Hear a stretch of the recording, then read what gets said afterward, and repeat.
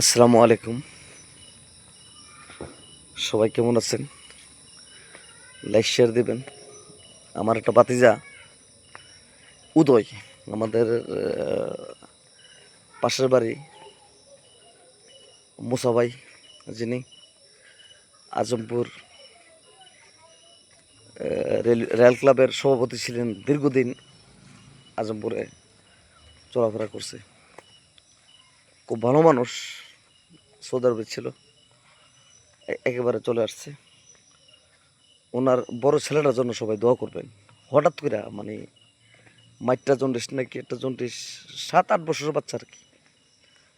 তো আমি দেশবাসীর কাছে দোয়া চাচ্ছি, এবং আমার ফ্রেন্ড ফলোয়ার যারা আছে, আমার ভাতিজা একবারে ঘর মানে সেফ দিলে আর জাগাত পরে মানে একবারে পার্শ্ববর্তী, একদম বাড়ির লোকে। খুব ভালো একটা ছেলে, ঠিক এত বড়, মানে 6-7 বছর বয়স হবে। আমার ভাতিজাটা উদয়, সে ঢাকা আইসিইউতে আছে। সবাই উদয়ের জন্য দোয়া করবেন, আল্লাহ যেন তাকে সুস্থ করে, ফেরেস্তা। মানুষের আসলে দোয়া ছাড়া কিছু দেওয়ার মতো ক্ষমতা আল্লাহ। তো আল্লাহর কাছে লাখ কোটি শুকরিয়া, আলহামদুলিল্লাহ এখন মোটামুটি একটু সুস্থ আছে। আল্লাহ যেন সুস্থভাবে তার এই রোগ্য, যে আল্লাহ যে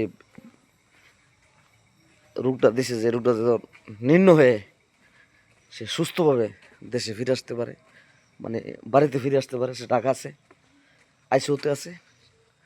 সবার প্রতি এবং দেশবাসীর প্রতি দোয়া রইল। এবং টানপাড়া গ্রামের আমাদের নিজস্ব এলাকার সবাই প্রতি একটাই দরখাস্ত, যারা মসজিদ মাদ্রাসা, যারা এতিমখানা, তারপরে অনেক মসজিদ মাদ্রাসা আছে, হুজুর আছে, ছাত্রছাত্রীরা আছে, সবাই দোয়া করবেন। পুরানা হাফেজা যারা হেফজখানা আছে টানপাড়া, সবার প্রতি বলবো উদয়ের জন্য সবাই দোয়া করবেন। মুসা ভাইয়ের বড় ছেলে উদয়, সে অসুস্থ, সে ঢাকা আইসিইউতে আছে, মানে জন্ডিস ধরা পড়ছে আর কি, লিভার জন্ডিস নাকি বলা হয়। সবাইকে অশেষ ধন্যবাদ। আসসালামু আলাইকুম, জাজাকাল্লাহ খায়ের। আল্লাহ যেন সুস্থভাবে ঢাকা থেকে ফিরে আসে। আসসালামু আলাইকুম, সবাই ভালো থাকবেন।